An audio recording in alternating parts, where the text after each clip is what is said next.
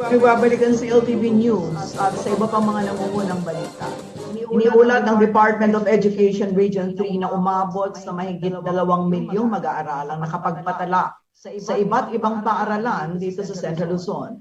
Pero sa kabila ng nasabing bilang, higit sa 600,000 learners pa ang kanilang inaasahang hahabol sa enrollment kahit na nagsimula na ang klase. Narito ang report.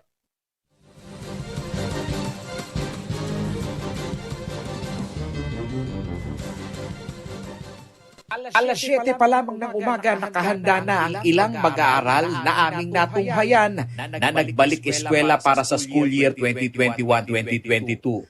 Sa bahay pa rin mananatili ang mga learners dahil ito na ang ikalawang school year sa pandemic season.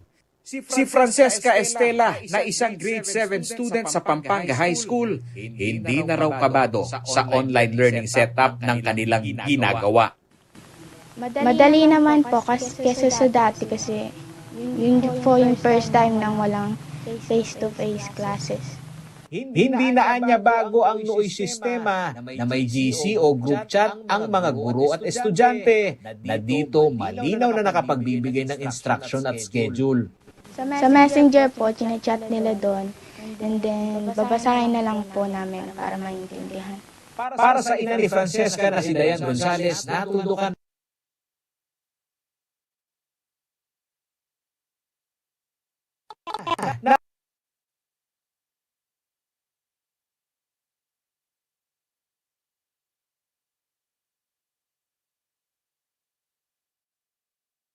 Ngayon, parang naano na rin natin yung parang new normal school ngayon. Kabilang si Francesca sa mahigit 2 milyong mag-aaral na nag-enroll para sa school year 2021-2022. Batayan sa tala ng Department of Education Region 3. Sa panayam ng Cltv News kay Michelle Lacson, tagapagsalita ng DepEd Region 3, may inaasahan pa silang 600,000 na estudyante na hindi pa nakapag-enroll.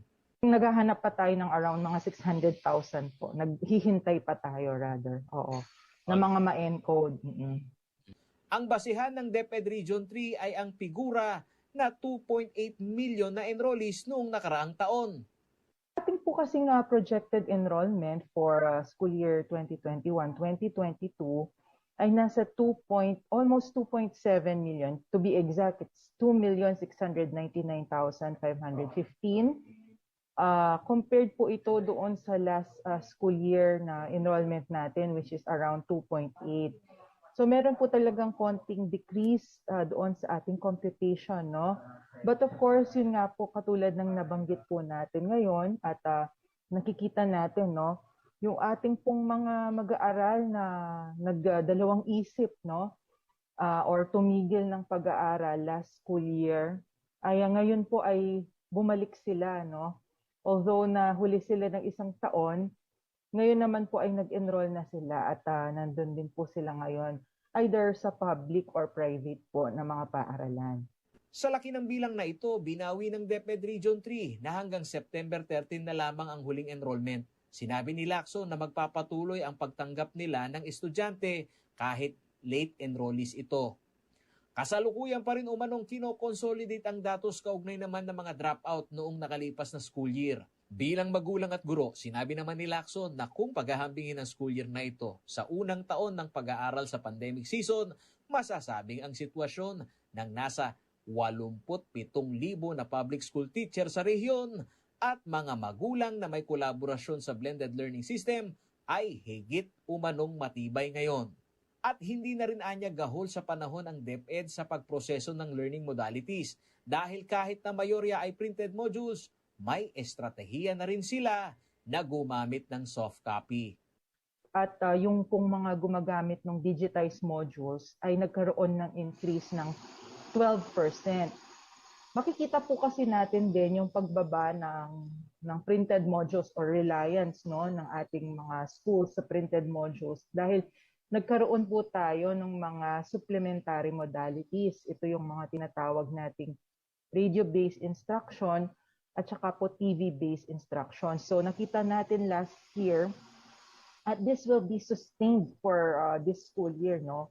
Ayon sa DepEd Region 3, hindi kasama ang Central Luzon sa mga lugar sa bansa na may pilot face-to-face classes. Pero ang ilang guro na aming nakapanayam, umaasa na sana'y magbalik na sa dati ang sitwasyon. We are all praying that this pandemic will end soon because we cannot deny the fact that it is easier to teach and to learn if it is in face-to-face. Para naman sa katanungan kaugnay ng enrollment, maaaring kumontak sa DepEd sa mga numerong makikita sa inyong TV screen. Paolo G. Santos, Cltv News. Arestado ng isang pulis at 2 pang sibilyan sa isang drug buy bust operation ay kinasa ng mga otoridad sa Herona, Tarlac.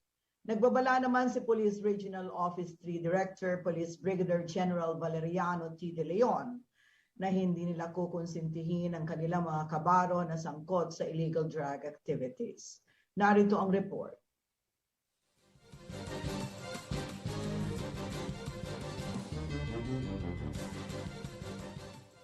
Biyernes ng gabi, September 10, 2021, napasakamay ng mga otoridad ang 3 drug suspect matapos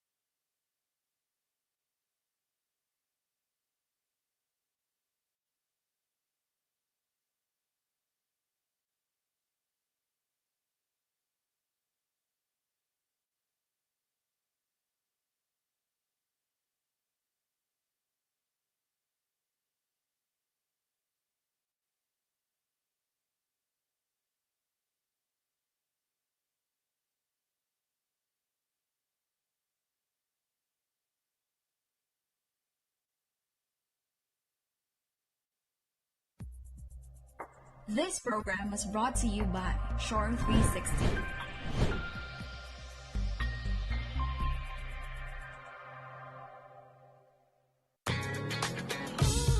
The all-new Ford Territory is stunning from every direction in every moment. Impressive design that is distinctively Ford. With 18-inch wheels, spacious interior, and a panoramic moonroof. The all-new Ford Territory. Own the moment.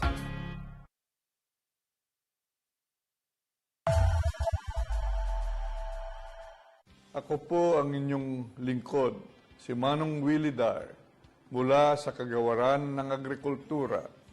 Akin po kayong inaanyayahan na tumutok sa Agri-Balita, Central Luzon, dito sa Cltv 36 upang maging updated sa mga balitang magsasaka at mangingisda. Tuwing Lunes naman, sa ganap na alas 10 ng umaga hanggat alas 12 ng tanghali, ay mapapakinggan ang Ani at Kita sa Agrikultura sa RW 95.1 FM, kung saan ay ating ibinabahagi ang mga bagong kaalaman sa agrikultura. Patuloy na makilahok sa mga programa ng Kagawaran ng Agrikultura upang ating makamit ang masaganang ani at mataas na kita para sa lahat. Maraming salamat po.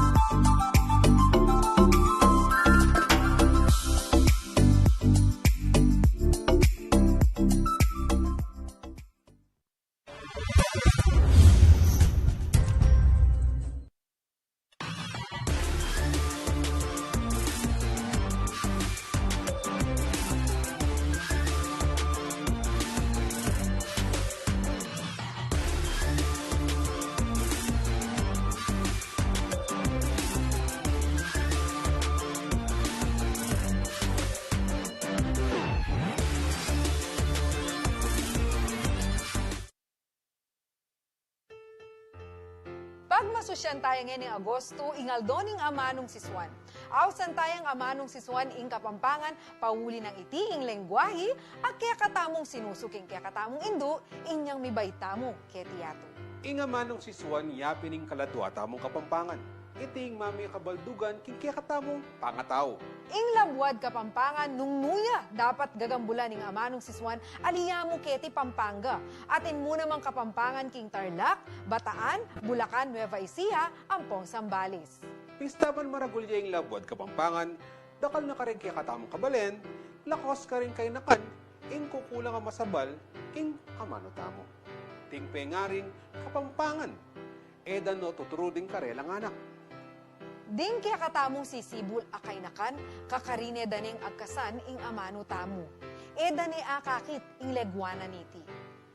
Ngining aldoning amanong siswan, pasik nangan tamo, ing kayawsan, bang sukat siyang pagmalasakitan, ampong pakamalan ing Kapampangan. Alam aliwang magmasabal king amanong siswan, nune itamong Kapampangan. Tandanan mo abe, Tandanan mo, kapatan. ing amanong siswan, yapin ing kekang pangataw. Ing amanong siswan, apin ing kekang kaladwa.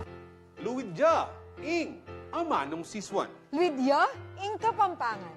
Makasan metong yung CLTV, King pamagmasusi, king aldoning amanong siswan.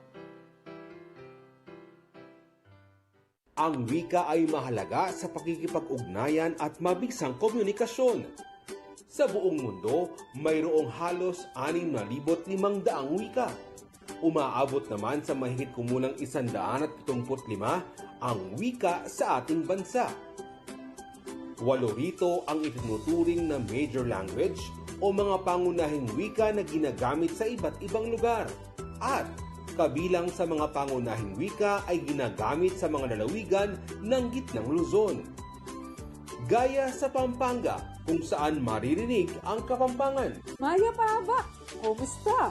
Malaus Kopo. Mangantana. Sa Tarlac, Bataan at Bulacan, may mga nagsasalita rin ng Kapampangan. Habang sa Nueva Ecija at Zambales, maririnig ang Ilocano at Sambal. Ay ayaten ka. Lako, salamat. Kasiguranin naman ang wika sa bayan ng Kasiguran sa Aurora. At wikang agta ang ginagamit ng mga katutubo sa mga bulubudong lugar. Habang Tagalog pa rin ang pangunahing wika sa Bulacan, maging sa Bataan, Nueva Ecija, Zambales at Aurora. Ang mga wikang maririnig sa Central Luzon ay bahagi ng ating kultura. Kaya dapat natin itong pahalagahan, mahalin at ipagmalaki.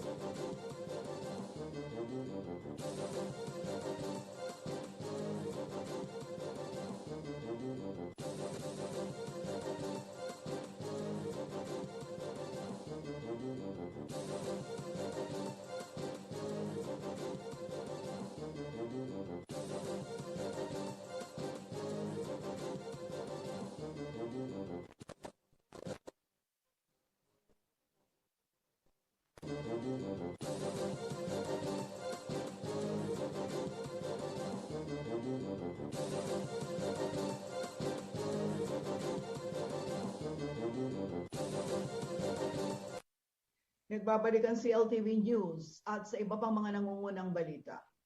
Higit 40 fish pond operators sa lalawigan ng Bulacan ang nakatanggap ng libreng tilapia at bangus fingerlings mula sa Bureau of Fisheries and Aquatic Resources o BFAR Region 3. Hangad ng ahensya na magkaroon ng food sustainability sa rehiyon na siyang isa sa mga nangungunang fish producer ng bansa sa kabila ng pandemya. Si Rainiel Pawid ang may report.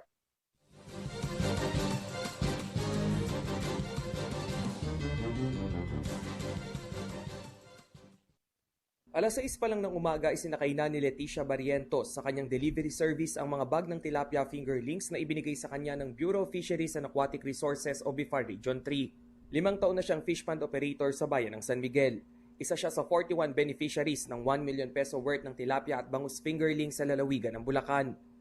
Ayon kay Barrientos, malaking bagay bilang pandagdag sa kanyang negosyo ang 30,000 tilapia fingerlings na kanyang tinanggap. Unang-una po yung mahirap, yung dahil sa kapital, malaking tulong po yan para hindi na kami bibili ng fingerlings. Ang mga ganitong klaseng ayuda mula sa pamahalaan ng pangunahing umanong kailangan ng mga namumuhunan sa fishery sector. At malaking tulong para ngayon sa panahon ng pandemic natin. Unang-una po, kailangan din natin mag-produce ng maraming tilapia para pagkain sa kapan ng ating bawat isang mamayang Pilipino. Pagsisiguro naman ng BFAR Region 3 na patuloy sila sa pag-iikot sa buong Bulacan para sa promosyon ng food sustainability program lalo na ngayong pandemic. Of course, in-expect natin mga freshwater aquaculture to kaya tilapia. So dito sa San Miguel, San Ildefonso, hanggang North Sagaray, Bustos. So ito yung naka-allocate dito yung 450,000 na tilapia fingerlings na sex reverse. Makatatanggap din ng 250,000 bangus fingerlings ang mga taga-coastal area ng Bulacan. Bulacan, Umando, may Kawayan, mga Paumbong. So yan ang mga beneficiaries naman natin ng bangus fingerlings. Aminado naman ng BIFAR Region 3 na malaki rin ang dagok ng pandemya sa fishery sector. Kabilang na riyan ang pinahigpit na checking at monitoring sa transportation of goods. Subalit sa kabila ng ilang pagsubok, Number 1 tayo sa tilapia, wherein almost 54% ng national production ay nanggagaling sa Region 3. Number 1 din tayo sa sa hipon. Number 2 tayo sa alimango. At number 3 tayo sa bangos. Samantala ay pinagdiriwang din ngayong Setyembre ang 58 Fish Conservation Week at ang Maritime Archipelagic Nation Awareness Month na naglalayong pasiglahin ang sektor ng pangisdaan sa bansa. Rainiel Pawid, Cltv News. Narito naman ang isang mabilis na silip sa mga balita mula sa iba't ibang bahagi ng rehiyon, hatid ni JM De Jesus sa CL News Express.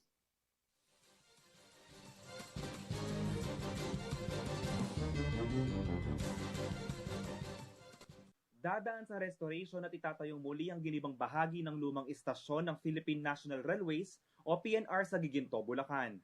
Ang dating istasyon ng Giginto na matatagpuan sa poblasyon ay naitayo at nabuksan noong ika-24 ng Marso taong 1891.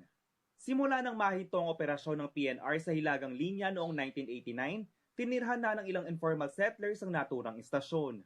Mahirap umano isabay ang gagawing restoration kung may dadaan sa ibabaw nito kung kaya't sisimula ng restoration matapos maikalso sa ibabaw ang mga fabricated concrete girders para sa proyektong North-South Commuter Railways o NSCR. Tinatayang maisa sa katuparan ito sa taong 2022 at 2023. Magbibigay din umano ng tulong ang bansang Japan sa restoration program na manggagaling sa 73 bilyong pisong official development assistance para sa NSCR Phase 1.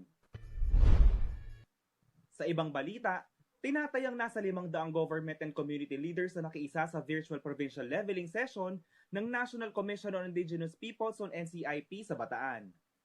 Napag-usapan ng 4 na bundles of rights at 36 na specific rights sa mga indigenous cultural communities at indigenous peoples pati na rin ng 11 building blocks of a resilient, responsive, and relevant IP ancestral domain. Ayon kay NCIP Ethnographic Commissioner for Region 3 and Rest of Luzon's Rolando Rivera, mahalaga umano ang kooperasyon, advokasya at pamumuno upang maipagpatuloy ang development at karapatan ng mga katutubo.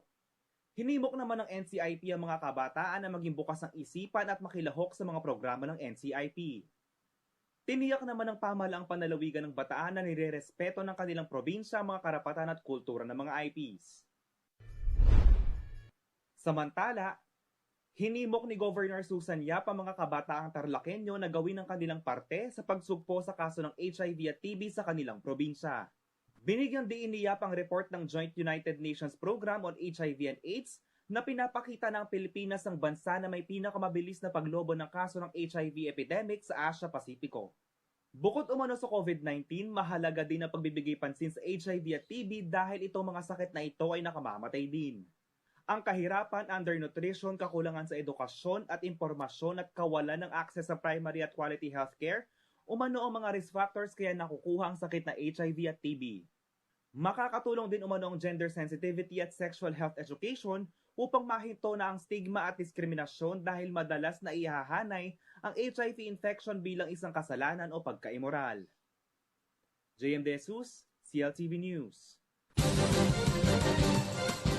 Sa pagbabalik ng CLTV News, COVID-19 pandemic at edukasyon sa new normal patuloy na nagiging hamon sa mga guro. Manatiling nakatutok at magbabalik ang CLTV News.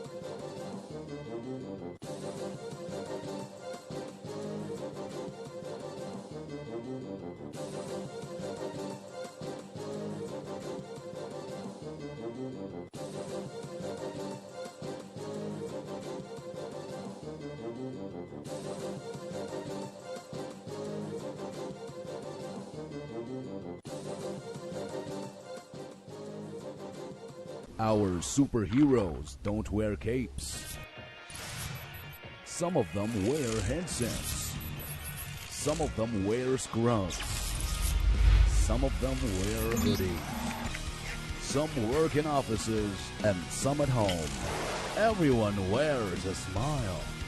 If you are conscientious, focused, and willing to give an opportunity a go, we want you. Join the superheroes of Shore 360. Apply at jobs360.com.ph.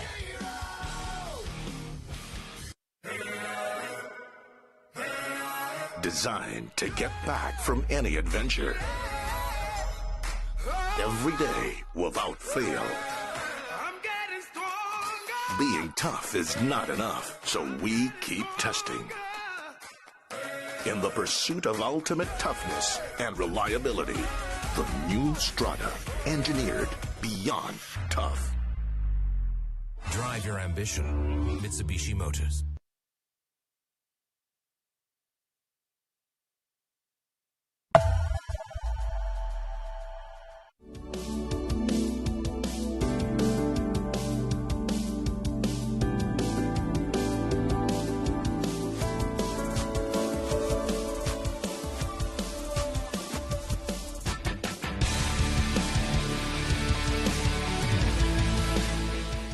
Reliable auto service brought closer to you at the Clark Freeport Zone. Laos Auto Services, your professional multi-brand service center, is right in your midst. It offers general jobs for repair and maintenance, body paint and detailing, collision repair and body works. Laos Auto Services at Clark Freeport is backed up by highly trained technicians, specialists in auto paint, detailing, body works and collision repair.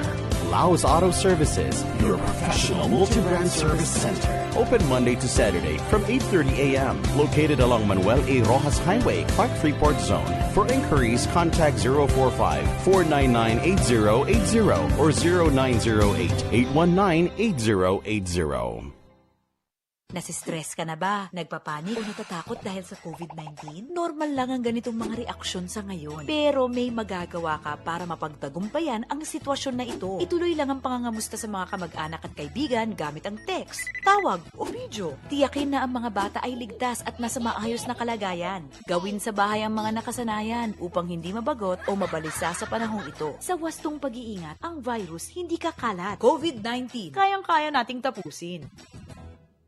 Para malabanan ang COVID-19, ang kailangan natin ay tama at totoong impormasyon, hindi fake news. Huwag ka agad maniniwala sa nababasa at naririnig. Ang pagkalat ng mga maling paniniwala tungkol sa COVID-19 ay nagdudulot ng panik, takot at maling desisyon. Laging i-double check kung saan nanggaling ang nabasa o narinig. Maging mapanuri at i-share lamang ang tamang impormasyon.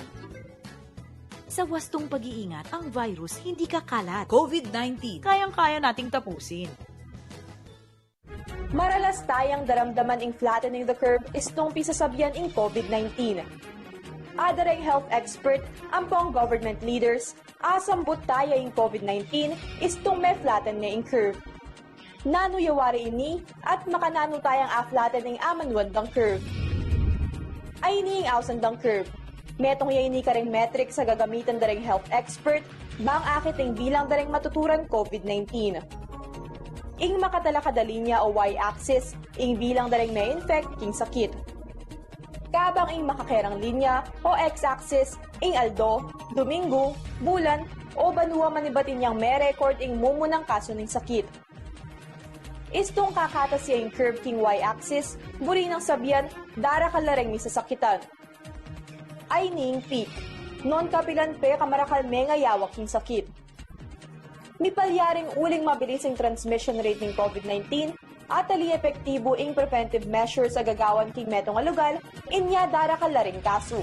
Antimono nga lang mass testing, alang mamintuking social distancing, ampong manulod face mask.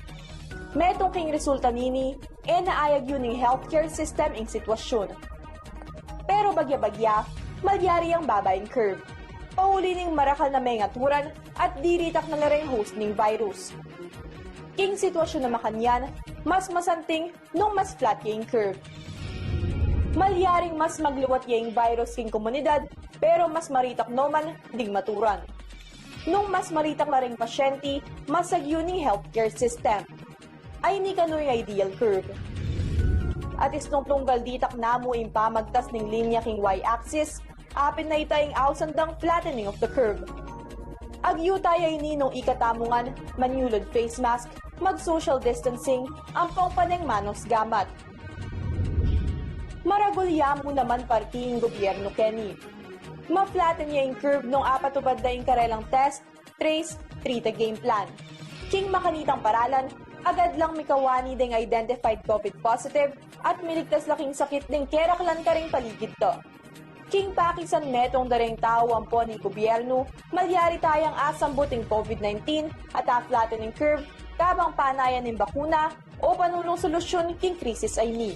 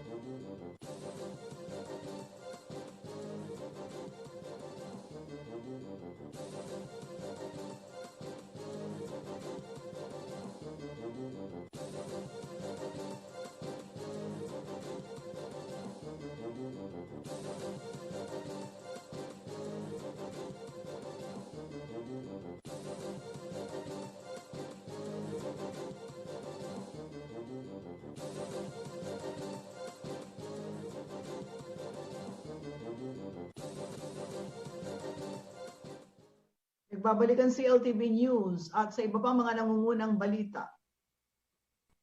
Kasabay ng pagbabalik eskwela ng mga estudyante ang muling pagtanggap sa hamon ng mga guro. sa new normal na edukasyon. Sa kabila ng takot dulot ng COVID-19, hindi raw mapapadaig ang mga guro sa paghahatid ng kaalaman sa kanilang mga estudyante. May report si Jennifer Salenga.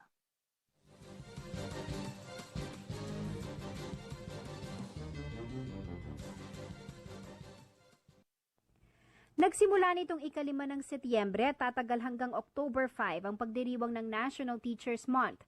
Taon-taon itong ginugunita bilang pagbibigay pugay sa kadakilaan ng mga guro sa paghulma ng mga kabataang Pilipino. Ang tema ngayong taon, Gurong Filipino, katuwang sa hamon, kasama sa pagbangon, at kasabay nga ng pagbabalik eskwela, ang muling pagtanggap ng mga guro sa hamon ng new normal na edukasyon. Si Elizabeth Rivera halos 4 na dekada nang nagtuturo, kaya naman malaking adjustment daw ang sitwasyon ngayong pandemya sa kanya. Sa loob kasi ng halos 40 taon, paaralan ang nagsilbing pangalawang tahanan niya kasama ang kanyang mga estudyante na kanya nang itinuturing na mga anak. Face-to-face, kami ang nagtuturo sa kanila. So nakikita nila paano ko i-explain yung lesson sa blackboard. Ngayon, pag mayroon silang hindi naiintindihan, nag-text lang sila sa amin, yung mga modular, yung mga online naman, pag nagtuturo kami, doon nila tinatanong. Ang mahirap talaga yung mga modular kasi hindi namin sila natututukan talaga. Ngayong pandemya, may mga pagkakataon daw na hindi nakukuha sa oras ang modules ng kanilang mga estudyante sa iba't ibang kadahilanan ng mga magulang. Dapat daw itong isaalang-alang ng mga guro dahil hamon din sa mga magulang ang new normal na edukasyon kung saan sila ang nagiging katuwang ng mga guro sa pagtuturo sa kanilang mga anak. Very challenging on our part kasi nga natapos yung isang taon, hindi namin sila nakita. Ang nakikita lang namin yung mga batang hindi nakakakuha ng module dahil sa kami ang pumupunta sa mga bahay nila to reach out para maano namin. Pag hindi nila naiintindihan, pumupunta din kami sa kanila para maturuan sa kanilang pag-aaral. Para kay Teacher Jovi Gamboa, hindi pa rin naman daw nawawala ang banta sa COVID-19, lalo na ang Delta variant na sinasabing higit na mas nakahahawa kumpara sa ibang variants. Pero hindi man maiwasan ang pangamba na tamaan ng virus, mas nangingibabaw daw sa kanya ang pangangailangan ng mga bata na matuto at may pagpatuloy ang kanilang pag-aaral. Ang huli, syempre yung iisipin mo pa rin yung para sa bata, nagtatrabaho ka para sa bata. Siguro nga lang yung gagawin mo na lang, katulad ng sinabi po ni Ma'am Beth, ay yung dobling pag-iingat. Pero dito po kasi sa namin, sa location po namin, nag-follow naman po ng mga safety protocols. Yun po talaga yung order, kailangan mong sumunod.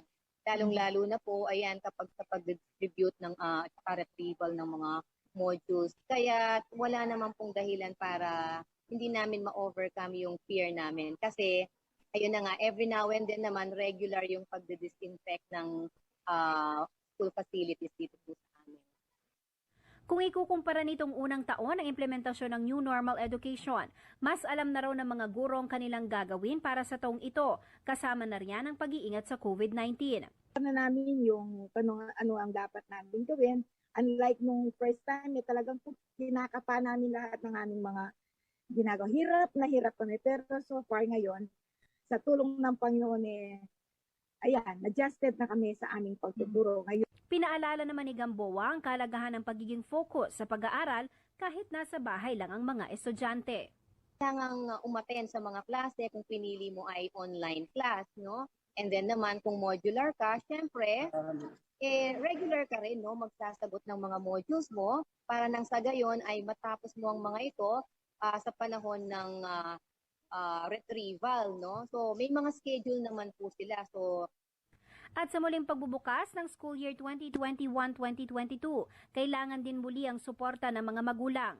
Huwag daw mag-atubiling makipag-ugnayan sa mga guro ng mga bata dahil handa silang umagapay para matuto ang kanilang mga estudyante. Constant communication sa mga guro ng inyong mga anak. So dapat hindi po nawawala yan, i-guide po natin sila, no? Although sa secondary naman, sa high school, when it comes to answering modules, they can answer them independently po naman, no? Pero syempre, kailangan tutukan pa rin ng mga magulang. Sa kabila ng hamong dala ng pandemya, patuloy daw nalalaban ang mga guro para sa kapakanan ng kanilang mga mag-aaral. Kaya naman sa lahat ng mga guro, saludo po kami sa inyo. Happy National Teachers Month. Jennifer Salenga, CLTV News.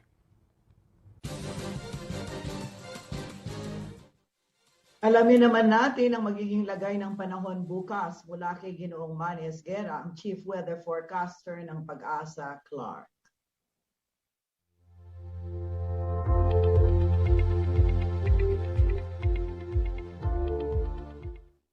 Magandang gabi at narito po ang taya ng ating panahon sa susunod na 24 oras.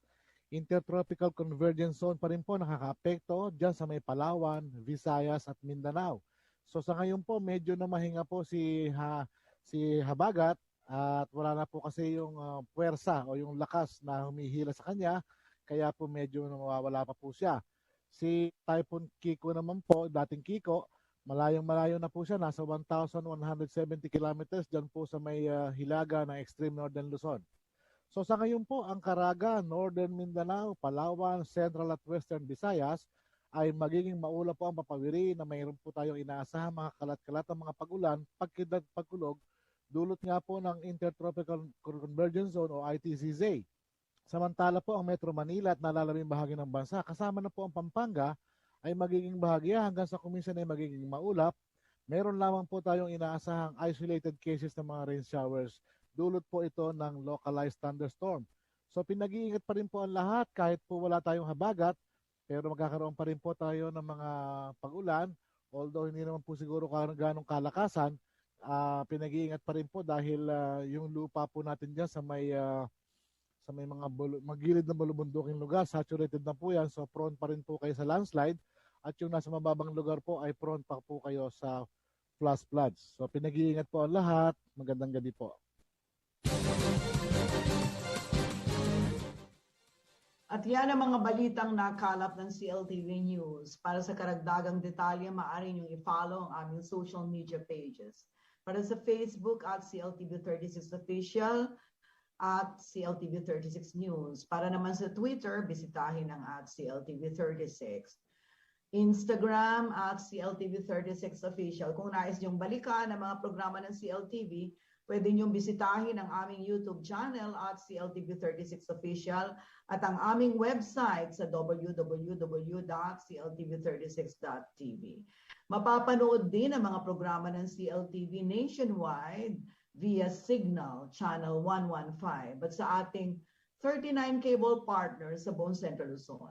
Kasama ang buong puwersa ng CLTV News and Current Affairs, ako po si Sonia Pisoto. Maraming salamat. Stay safe mga karehiyon.